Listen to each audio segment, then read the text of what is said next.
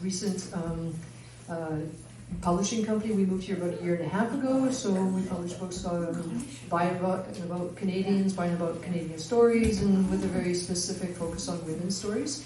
So look us up, and it's a pleasure to be here. I'm still getting used to the community. Shortly, it's an interesting community. I still don't know all the street names. I'm going to say, I have to phone my sister and say, how do I get to the store? Anyways, it always amazes me how a book comes together, and in the case of this book, it really is quite extraordinary, because about a year, like I said ago, Susan sent me a short sample by email, which generally we don't really accept. We like them to come in as submissions, but she got to me through email. Did you send a paper copy as well before? No, it was just email. Just email. Yeah, but she caught my attention immediately, and that's because it's such an incredible story. But when she proposed it to us, the book still needed to come together. There was a lot of research to do. There was a lot of editing and writing, and Susan, we kind of threw an entire team at it, and Susan went to that, and she spent a year working on this book with our team, and what you have now is the results of it. And I'm telling you that this, I feel very confident this is an important story in Canada right now. It's been an important story in Canada for many years, but now is the time for us to kind of really stand up and say enough. It is time for the rural communities and Indigenous communities to have the safe drinking water and safe living conditions that we have and that we deserve as Canadians right across the country. So you'll get a chance to read all about it, and Susan's going to tell you all about it. And I'm not going to say anything more. I'm just going to introduce you to Susan, and feel free to buy more books and spread the word.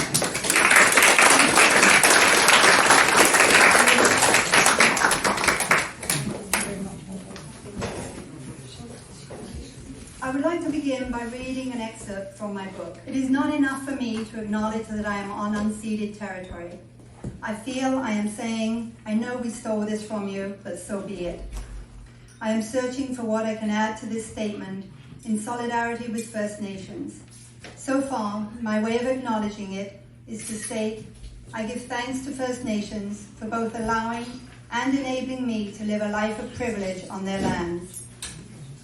I try to acknowledge my appreciation of this gift by standing in solidarity on the myriad of issues which they have been wronged. In part, writing this book is my declaration that I stand in solidarity with Indigenous peoples in Canada. I do not profess to have all the answers. I hope that by sharing what I know with others, many will open their eyes and minds to new ways of thinking, processing what they learn or need to unlearn, and pressure those in positions of power to step up and take appropriate action. I don't expect you to understand my opinion on this matter, but I hope that after you read my book, you will have gained some understanding of my point of view. I drove into Qualicum Beach on New Year's Day 2011. I didn't know anyone, and now I am humbled to have so many friends here tonight, and so many that I don't know yet, but I hope you'll be friends soon. I am proof that anyone can begin a new life after 60 years of age. Thank you to each one of you for your support. The first day after I arrived here in Paradise, I visited the busiest business in Oceanside, the SOS thrift shop. As I paid for my items, the customer behind me tapped me on the shoulder and said, I think I know you. No way, I replied. I don't come from here. Neither do we, said the customer. Where are you from? I know I recognize your voice. I'm from the small town of Outlook in Saskatchewan, I replied, to which he amazed me when he said, so are we. I know you. You are the woman who goes around talking about water. I was mortified. I had run as far away from Saskatchewan as I possibly could. I was starting a new life. I had reversed back to my maiden name in an effort to wipe my slate clean and start over. I needed time to heal. I didn't realize then how much time I needed. 10 years. So my memoir shares my personal experiences and emotions, the toll this period of my life took on me. It is the backdrop to the issues which demanded I should write this book. These 15 years were the hardest years of my life. I would not wish my experiences on anyone. When you read my book, you will appreciate that today is extra special, as it would have been my father's birthday. The other day, I made a blunder in an important conversation. I referred to Bill C-61 as Bill C-41. When you read my memoir, you will also learn why I often make errors when referring to numbers, and how writing this book was no simple task. You will also learn how this all began on the disco floor in 1981. While I lived this part of my life in isolation, I have been enabled and encouraged to share it by incredibly supportive people. I give my sincere and humble thanks to so many. My deepest gratitude to our daughter Elsa for encouraging me to begin writing my life story 13 years ago. Without her inspiration, I would not have begun this journey. Thanks to my friends, one of whom read my initial notes and said, "You have a story here, a good story, a book. Focus on these 15 years. She gave me the encouragement and confidence to continue writing. Without her words of encouragement, I would still be thinking of myself as what my English teacher in secondary school ingrained in me, when he made me repeat to the class 100 times, "I am an innie." When on a garden tour one day, I unexpectedly met Leanne Mahoog. She edited initial drafts and has set up my website. Her support has been instrumental in allowing my writing to become what it is today. Sincere thanks to Nicole Hancock, Executive Director of the Safe Drinking Water Foundation, for her dedication to this issue, her keen eye for detail, her thorough record keeping, and her support. Thanks also to the Keepers of the Water for their support and unrelenting pursuit of justice for Indigenous people.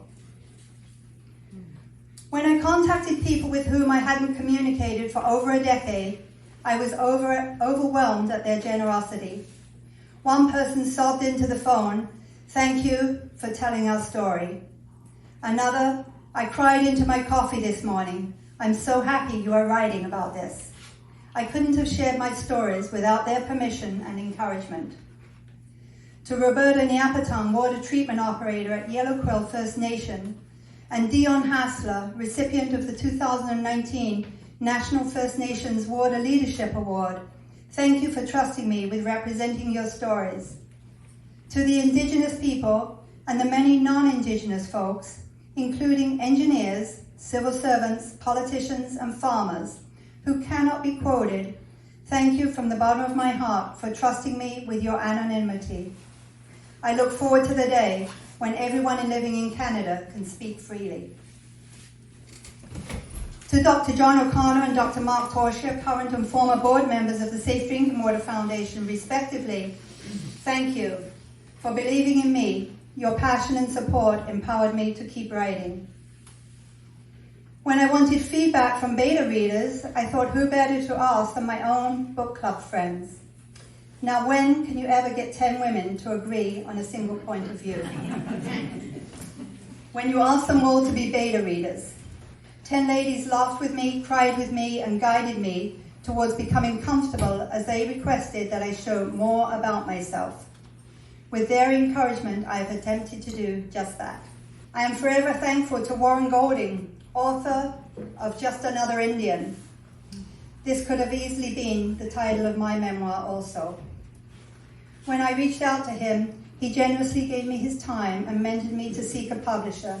Without his belief in me and my story, this could not have materialized. As a result of Warren's suggestions, I contacted Caitlin Press, and I was humbled when publisher Vicky Johnson replied to my email inquiry saying I had piqued her interest. Now, I just want to mention here, the older you get, time, you say it was only 5 years ago. Well, Vicky says it was a year. This is 1 week short of 8 months. It's unheard of for a publisher to turn a book around in less than 8 months. It usually takes 2 years. She and her team have done a fabulous job. I'm extremely fortunate. They picked up my draft writing, and together with her team, they have polished and edited, advised and supported me on this journey of publishing my memoir. Vicky is the lady who created the wonderful cover for my stories. Thank you, Vicky. I could not be here today if it was not for you and your fantastic team. All ladies, I might add. Caitlin Press is committed to its feminist origins by publishing bold works by and about BC women for local and national readership. Thank you for seeing me as fitting within your mission, for giving so much of yourself and your team to make this available in just 8 months. That is when I accepted that this was no longer a dream, it really was happening to me. There is one more man to whom I give thanks every day, my partner Roelof.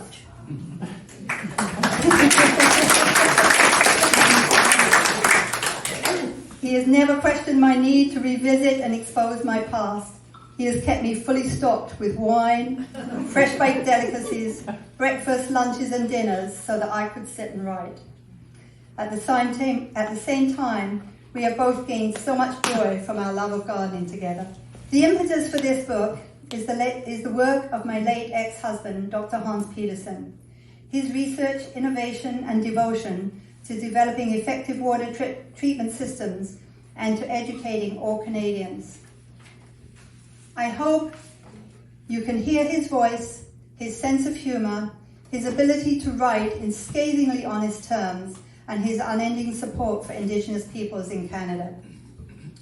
All stories I share about drinking water issues, I have done so as though I am the MC, with the majority of issues explained by Hans from the hundreds of published articles he wrote, or from other world-renowned scientists.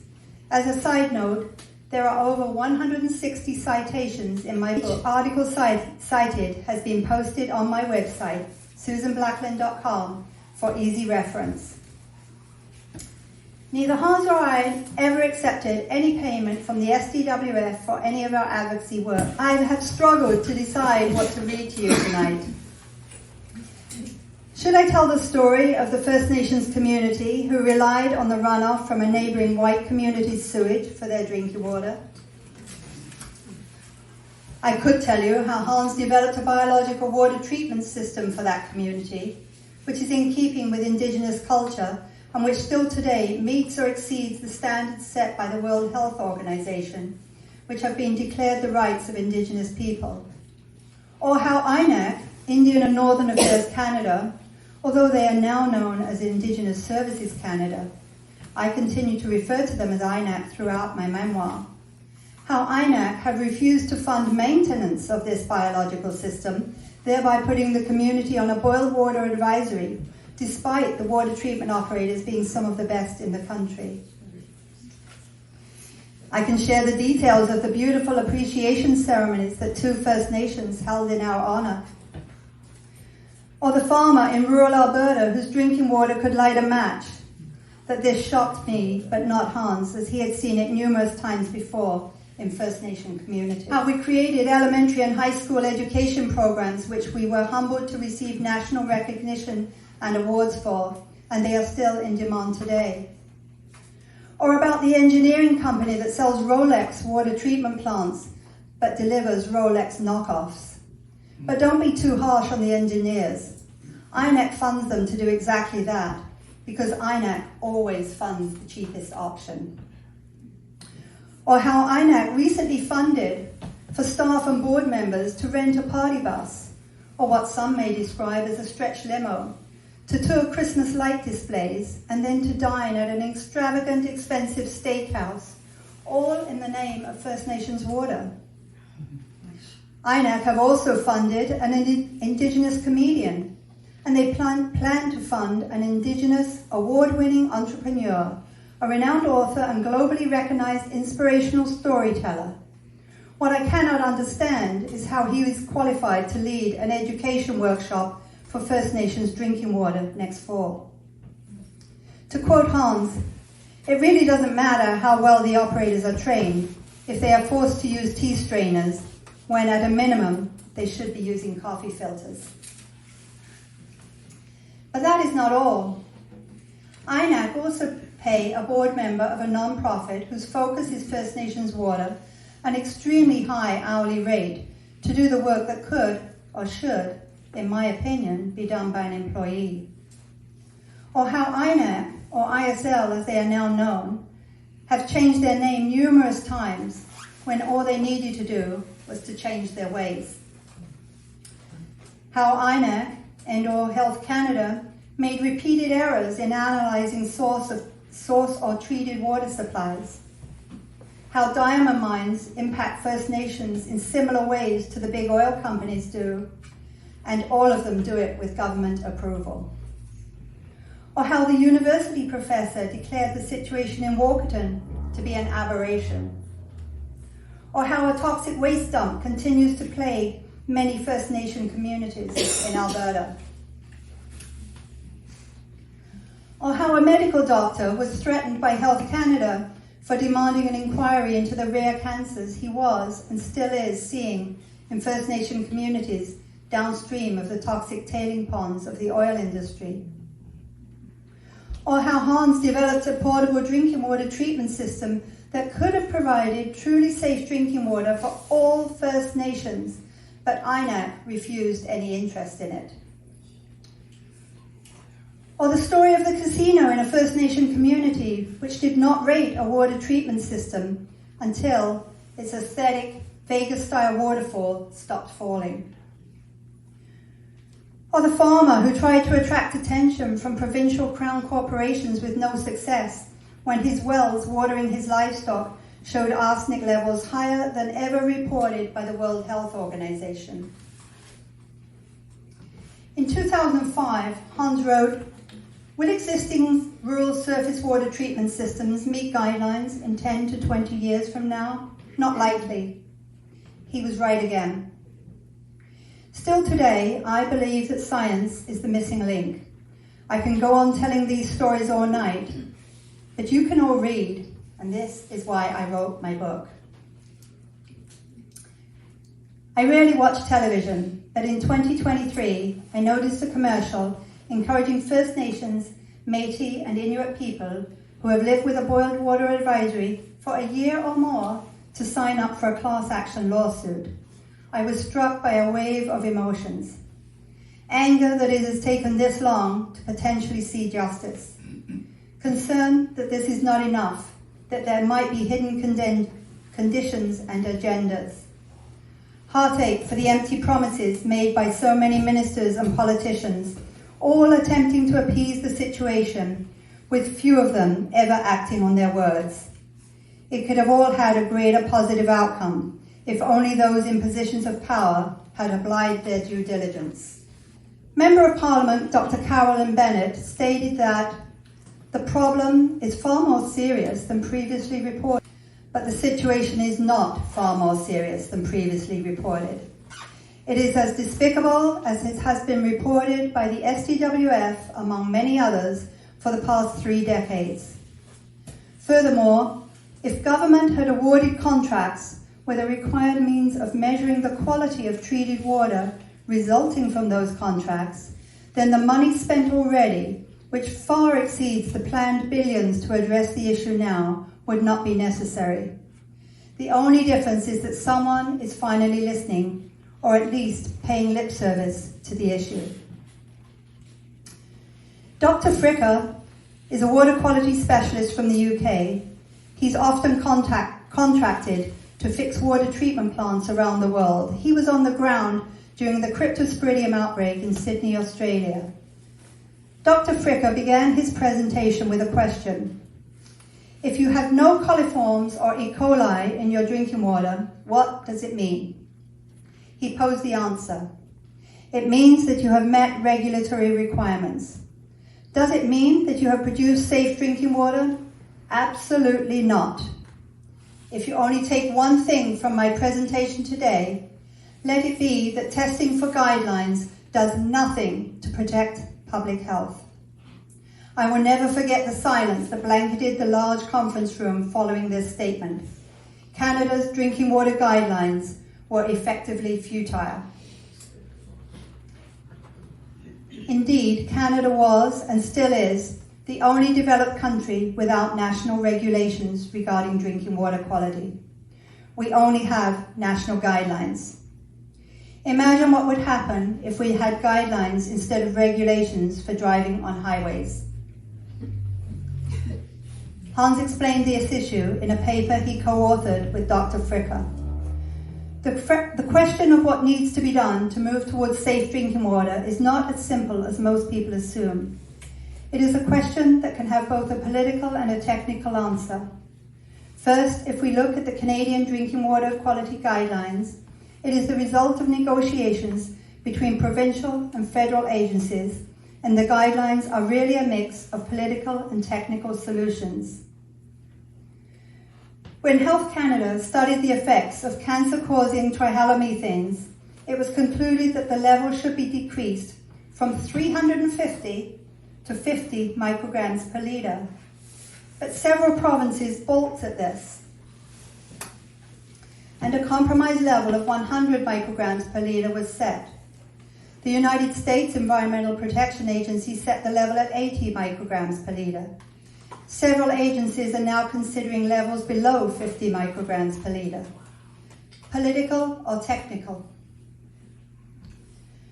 While the federal government is responsible for providing safe drinking water for First Nations communities, provincial governments are responsible for the safe drinking water in their respective provinces for both urban and rural dwellers. One would need to ask the politicians and civil servants who blocked almost every initiative we created why we don't have national drinking water regulations. It all seems so logical, so necessary, and cost-effective. The public has often been told about hundreds of thousands of dollars being thrown at First Nations, as if these communities benefit from the funding. All too often, they don't. It is another way of siphoning money to engineers, corporations, or government consultants, individuals who are often white, often male, and often already wealthy. For example, when Health Canada received more than $150 million to address safe drinking water in First Nation communities across the country, they simply increased their coliform testing to once per week instead of once per month. Do you think this money benefited First Nations? Take another example. In 2005, the Kashechewan First Nations drinking water became contaminated with E. coli. Although the community had a new water treatment plant 10 years prior to replace their dilapidated one, many expressed concern that it was too small to manage the growing community.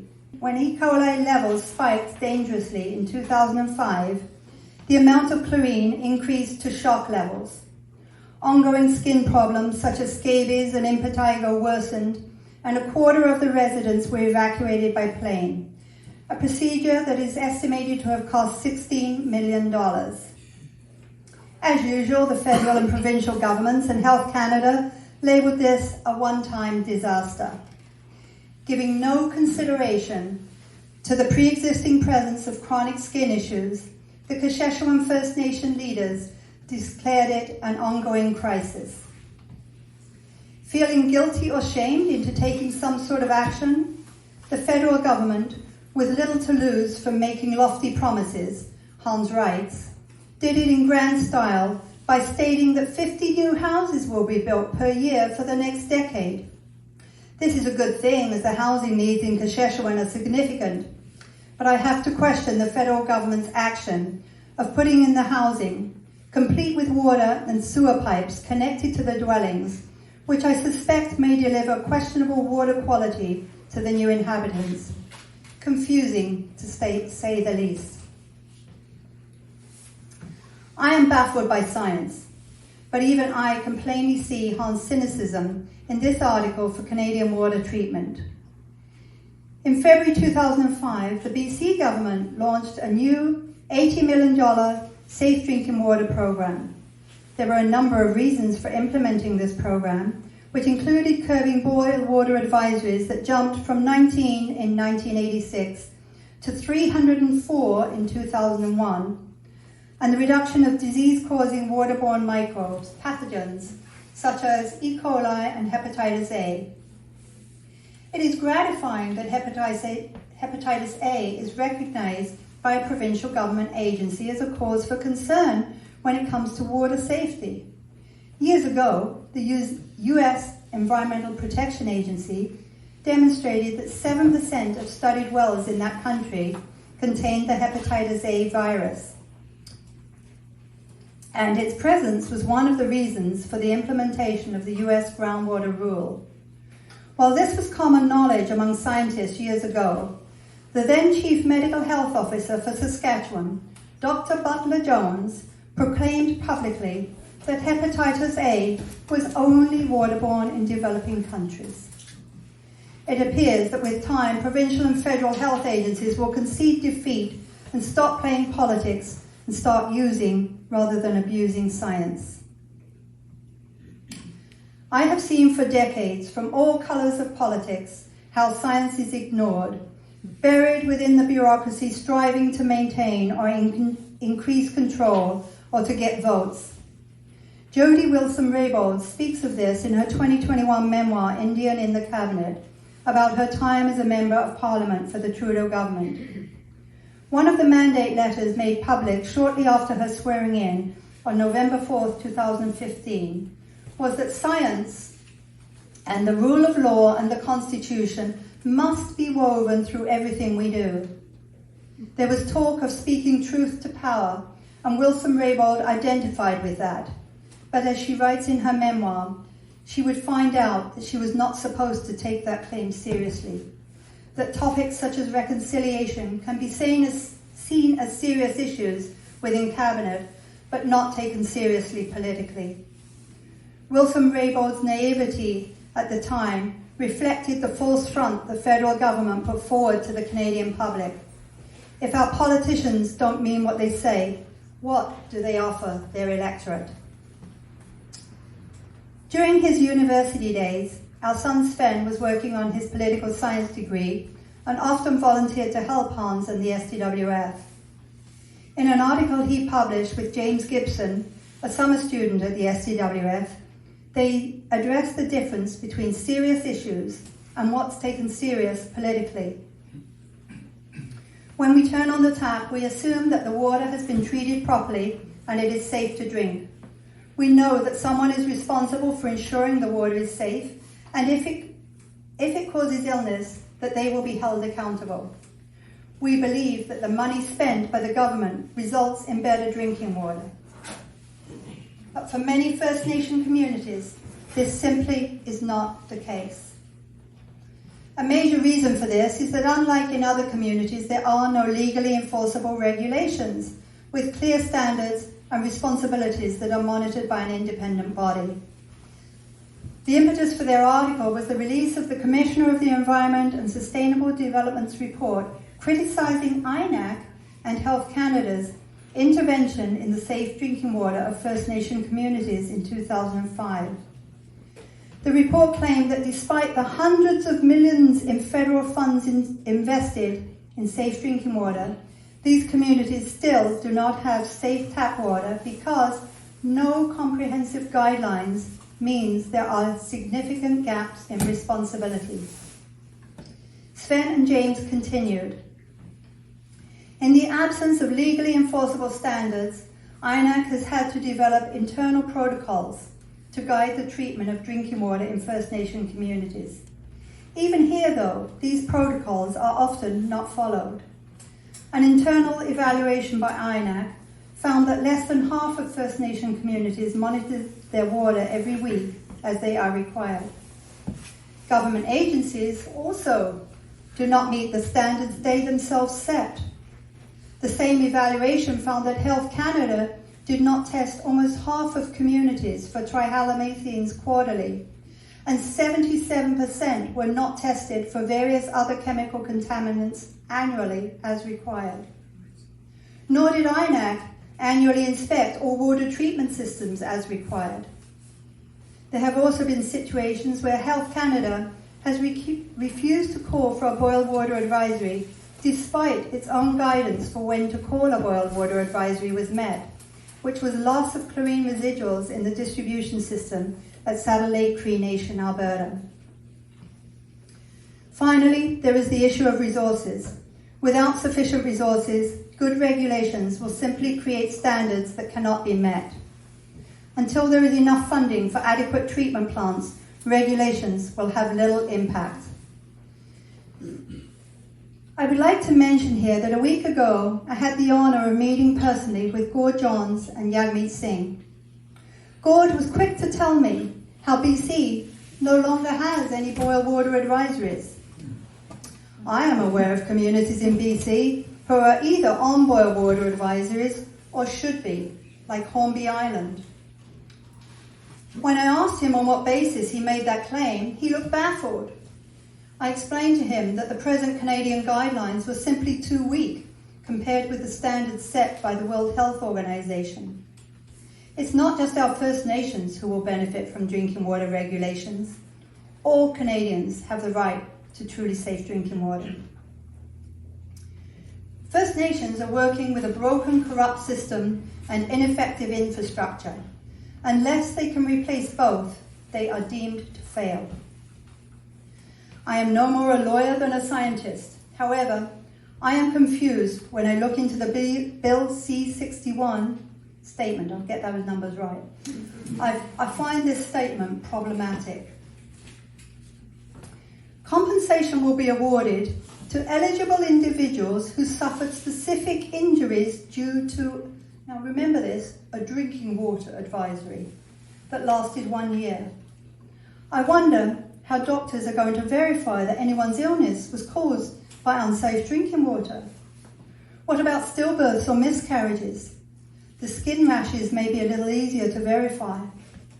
For years, I saw how waterborne illnesses such as H. pylori, hepatitis A, and cryptosporidium were present far more often in First Nation in rural communities than in cities. What about communities who have been under boil water advisories for months at a time, year after year, but not for full 12 months of any year? Maybe a better way to assess those entitled to this compensation would be to test all possible source waters, thereby defining exactly what kind of process is required for effective treatment, while also identifying those who have been exposed to waterborne illness. I suspect that many communities should have been on boil water advisories, but they have not been. Or perhaps individuals should receive compensation based on how long they lived with a BWA, as in adding up the months, if not years at a time. The use of the phrase drinking water advisory is additionally problematic. It's easy to downplay the severity of what a boil water advisory really means. In my mind, a drinking water advisory is simply someone recommending you drink 8 glasses of water a day. Imagine boiling every drop of water you consume, whether to brush your teeth, wash your face, or cook. Imagine trying to bathe babies, toddlers, or young children while ensuring they don't take little mouthfuls of bath water. Imagine cleaning your fridge or stove with contaminated water. The Neskantaga First Nation community, with a population of 400 people, has been under a boil water advisory since 1995, 28 years at this time of writing. Dr. Nadine Burke-Harris's research has proved the correlation between childhood adversity and illness later in life, be it heart attacks, asthma, or strokes. Childhood trauma literally gets under our skin. When families have endured living with unsafe water, they have experienced both physical and mental assaults on their body. I would go so far as to say that politicians' neglect of the water crisis in Indigenous communities for decades may have been as debilitating and atrocious as the residential schools. And it's still going on today. While Bill C-61 is a great step in the right direction, it does nothing to ensure First Nations have truly safe drinking water. I wonder how long it will take until settler communities also demand compensation for time lived with boil water advisories. With the $6 billion set aside in the settlement for water treatment systems, all First Nation communities should have systems that meet or exceed the World Health Organization regulations. Allowing Indigenous communities to develop their own safe drinking water bylaws and initiatives is the very best scenario, and I foresee that with support and scientific knowledge, they will lead Canada to drinking water regulations. Indigenous leaders should have the authority to decide which treatment processes they want for their communities, and it should not have taken this long. Finally, and perhaps most problematically, anyone who accepts and participates in this claim process forgoes the opportunity for any future claims. But they still don't have safe drinking water, and Canada still doesn't have drinking water regulations. It is not enough, as Bennett claims, to have drinking water meet Aboriginal Affairs and Northern Development Canada's own protocol. And as Hans and I have argued from the beginning, Canada needs national drinking water regulations, meaning that violations against these regulations can be upheld by law. Guidelines, on the other hand, merely provide a goal to be strived for, with no binding legal power. Guidelines have even less substance than standards, which set acceptable levels for certain compounds that can be found in the water. But meeting these standards may still not provide safe drinking water. Therefore, standards remain as little more than a formal set of guidelines. I hope that this settlement is a step towards ensuring there are safe drinking water regulations in Canada, at least for First Nations. I predict that rural communities will soon follow the example of those involved in this lawsuit. If First Nation chiefs can unite and stand strong and make these demands, then all Canadians will benefit, and it can become the true basis of reconciliation. To quote Yellow Quill First Nation Chief John Mashiskinik, Dr. Hans Peterson was an ally to the nation. Our message to other First Nation leaders is to search for those allies, not just consultants, but experts that care, because they will go the distance for your people. Our message to Canadians is to be those allies, because if First Nations communities thrive, so does Canada. I want to share a statistic with you, and I would like you to participate a little bit. I'd like you to throw out some suggestions, please. Make a guess. How many waterborne diseases occur in Canada each year? Would anybody like to guess? 25. 25? 40. 120. 120? 40? 40? Okay. 50. 50? 250. 250. Way to go, Eva. Yes.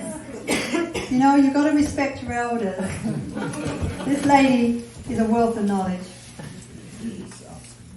There are an estimated 20.5 million episodes of enteric disease in Canada each year, of which over 400,000 are estimated to be related to drinking water. These are the reported statistics. Now please think about these statistics.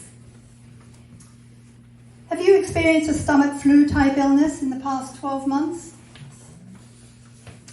Did you consider that it may have been water related? Did you report that illness to a medical professional? My point is the huge disparity of this type of illness that is not reported. What this also shows us is how are doctors ever going to support First Nations by confirming any illness they experienced was caused by poor drinking water. Just 2 days ago, Bruce Davidson, the founder of Concerned Citizens of Walkerton, called me. This is not in my book. To explain why going back in time and looking at statistics is not helpful. The Walkerton water tragedy occurred in May 2000.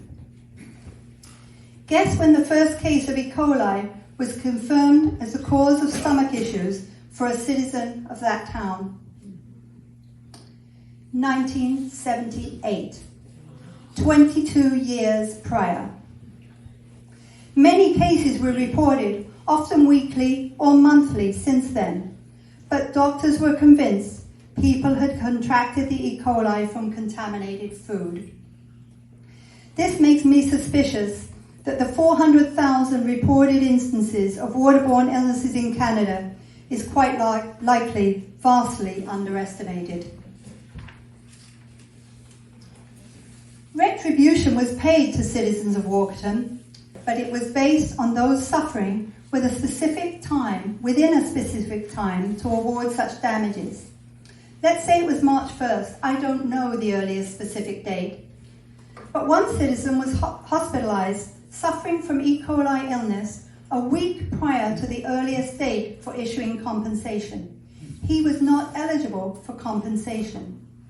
Quite possibly, he contracted the E. coli simply because his home was the very last home on the distribution line, where it is reasonable to think that less water may have been drawn and thereby created an ideal breeding place for E. coli.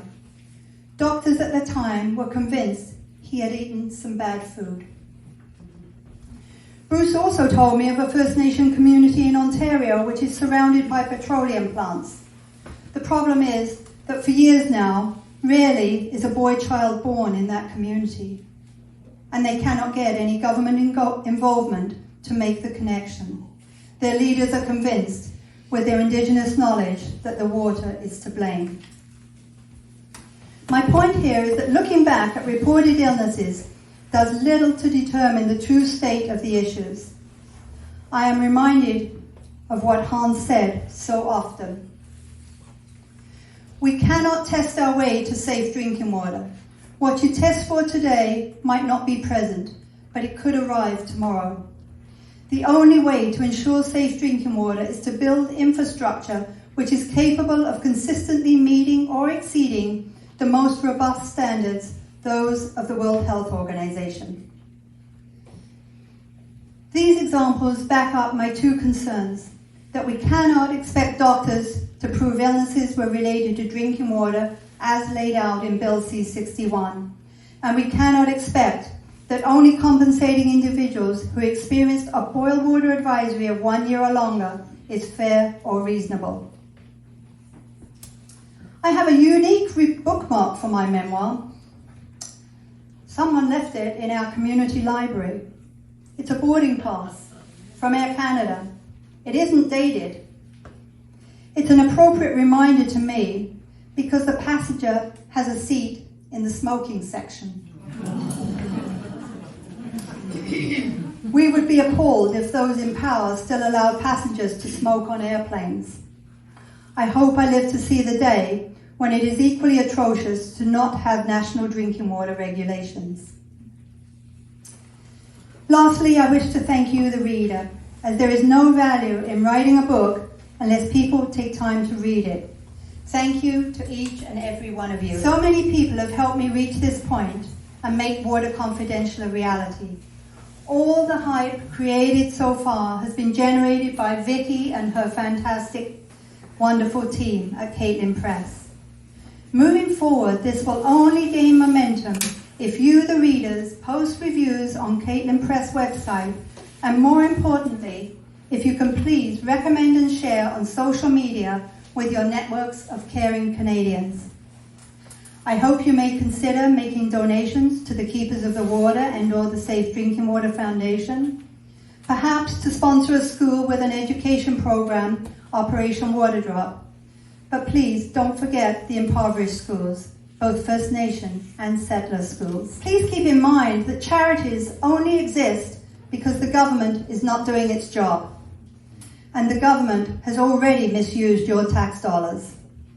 That may inspire you to share your thoughts with MLAs, MPs, and in selecting where to place your vote in the next elections. Now that was a great deal to absorb. I'm now going to open the floor to your questions.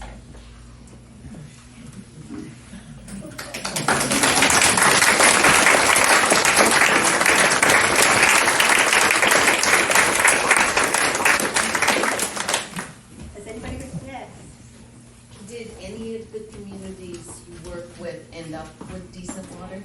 Were you successful anywhere? Yes, we have over 40 First Nation communities that have what is called the Ibrom. The Ibrom stands for the Integrated Biological Reverse Osmosis Membrane Water Treatment System It, as far as I know, I believe it still is, the only system in the world that's been developed that does not require chemicals. It's totally in keeping with indigenous knowledge and culture, and the huge opposition to these systems was made by the chemical companies. But 40 of them still benefit from truly safe drinking water. Okay, so you said you recently met with Jasmeet Singh, is that Yes. correct? So is there anything in the works to try to get you higher, like even to the Prime Minister or anybody else, and get this on a more national scale, because it's an extremely important book? I have tried, and it's the same as 25 years ago. I'm lucky if I get a form letter. I did write to Justin. I told him he needed to pay attention. I told him his father was the one who actually was our first ambassador for the Safe Drinking Water Foundation, and that he could make his father proud, as well as a number of Canadians. I got a form letter back saying it had been passed on to Minister, I think her name is Heju, along those lines, I might not pronounce it right, that she was looking after it for him. It's going to take a lot more people than me to do this. So unless we can get a massive movement going, which I think we can, because when Vicky put this book out there, I hope she doesn't mind if I share this secret. She told me that this book had more pre-orders than any book they have ever published in the last 40 years.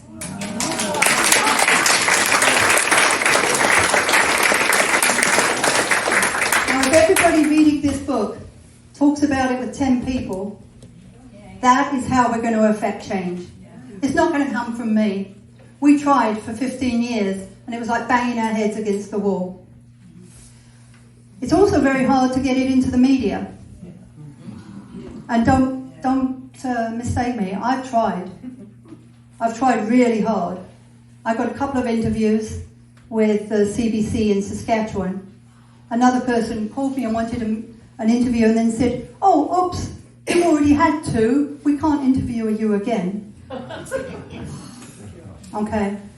So this is a serious, huge issue, and it's not just an Indigenous issue. This issue applies to all Canadians, but especially to rural Canadians too. And you'll learn about some of that when you read my book, what we were up against. We lived this in rural Saskatchewan. Bottom line, get mad. Yes. Really, Please get mad. I'm mad. Yeah. So please, share it. Take some of my load. Thoughts about a protest march? So maybe if we start with Quantum and then Ibrom. Name the day, Joy. I'll be there with you. Anything anybody can do. The way it seems to me, the biggest way to affect change right now is social media. And I have to admit, I'm not up on it, and I don't want to get up on it. I don't want to live that way. But if anybody else does and can, I'd really appreciate getting the word out there. Susan, I put you on Facebook today, Thank you, I saw that. and I'll put you on LinkedIn, and I'll put you on Instagram. I'll give you a little crowd. Thank you so much. It's all right. Any of you that do that, if you can spread the word that way, that's how you're going to reach the majority of people. Tell everybody to read your book too. Thank you. Give me a plug. Well, for most people, you have to be fair. They don't know about No, this. they don't. They assume that the government departments are being responsible. Harold, Isn't there a place where you can start petitions that get nationally just put across the country so people can see them? I imagine there is. I think I've signed a lot of these things up. I don't know who doesn't, but yeah. So I mean, if anybody, like again, if anybody's computer savvy, can figure that stuff out. Would his name be Harold? Or Would his name be Harold? I can't get my iPad to work. It takes time. Sorry. Yes, Diane. I have a comment because when I speak to people of this issue, I often get the response, well, that means reverse osmosis, and that's very expensive. Okay. Maybe How I'll do I respond to that? Maybe I'll speak to that. Without screaming at them? Okay, first of all, reverse osmosis is not terribly expensive. It's very reasonable, it's very well priced. When we lived on the farm in Saskatchewan, we probably had the worst water. I mean, it was bad. You talk about the cobbler's kids, well, we had it. And under every sink, at every tap, we had a reverse osmosis unit under the counter. They work great. It does go through a lot of water, It may a do. lot of wasted water. It may do.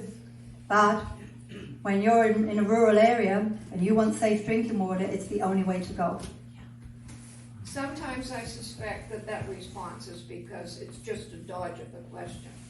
Oh, who can say? Yeah. We get our gut feelings, right? Yeah. Yeah, but it is the only way for rural Canadians, but very often they can't afford it. The fact that I say it's very well priced does not mean the average person can afford it. Can I speak to that, Susan? Please. I did own a water company Right. for years. The young lady's right about everybody's preconception about our reverse osmosis being expensive, and that's just because of an industry fallacy. The biggest amount of profit in the hard goods is the water industry. People go and they buy, they'll get somebody quote them to put in a water RO system, and it'll be $1,000 or whatever. All that material probably costs less than $100. The filters, they say, oh, you have to change the filters, all 3 of them twice a year. They'll charge $30 per filter, right?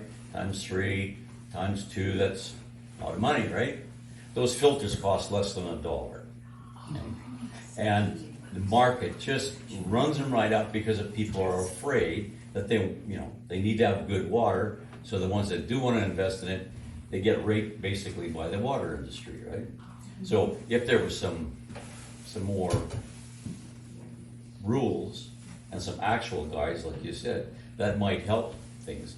But really, I would buy water RO machines for $50 and sell them for $500. The problem is in Saskatchewan in particular and in northern Manitoba, the water there, the source waters, are so extremely challenging to treat. They don't have, it's not the same pristine waters that we get coming down the mountain into Qualicum Beach. The waters in Saskatchewan, Saskatchewan used to be an inland sea, it had been a desert. I can't speak to the science behind it, I don't know the science, but I can tell you that the filters come in different microns, and so you might be able to help me out here, Harold, but the largest micron lets the big guys through, and the tightest micron stops everything from coming through. Well, throughout Saskatchewan, northern Alberta, northern Manitoba, and into Ontario, the waters are so challenging. They need the very tightest micron. Absolutely. To filter it. They'll actually have to have 2 or 3 pre-filters. Right, and before so the RO machine. and even with that, what happens? They clog up. You're lucky if you get 5 days of operation before you have to change them. So this becomes a very labour-intensive operation. I wonder when your book will be in the library. It's in the library now. Okay. There's a waiting list for it. I'm going to I have a book club on Tuesday. It will go to the book club Tuesday. Woohoo! Awesome. In the back of the book, there are 2 sections. One is a guide for book clubs. One is a guide for educators, because I like to think that this book might get used in Indigenous studies in high schools and in university. And so there is a guide there, like I say, for the teachers as well as for book clubs. Thank you very much.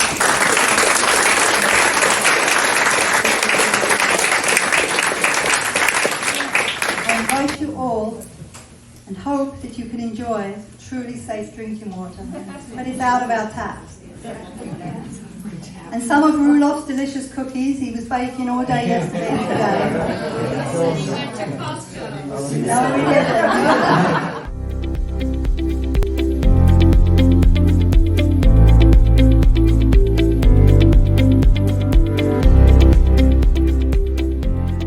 My name is Vicky Johnson. I'm the publisher of Caitlin Press. We're located here at sunny Qualicum Beach. I highly recommend that you look at this new book by Susan Blackman called Water Confidential if you're interested in safe drinking water in Canada's rural and Indigenous communities. My girlfriend Nancy grew up in Whiskey Creek just outside of Prince George, and this definitely would be an issue for her, so I'm buying her a book to take it home to Kelowna for her.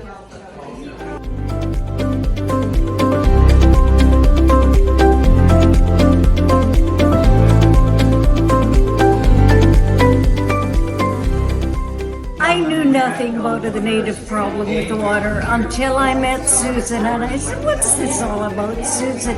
And I got involved. I was privileged to read the rough copy that she sent to us in the book club. I have learned so much from her. People need to hear about these things that are happening, have been happening for decades. She's a compelling narrator. The stories she tells that she intertwines with all of the problems going on in the communities, you can't put it down. You just want to keep going. You want to hear the narratives. You want to hear the little stories interwoven into the book.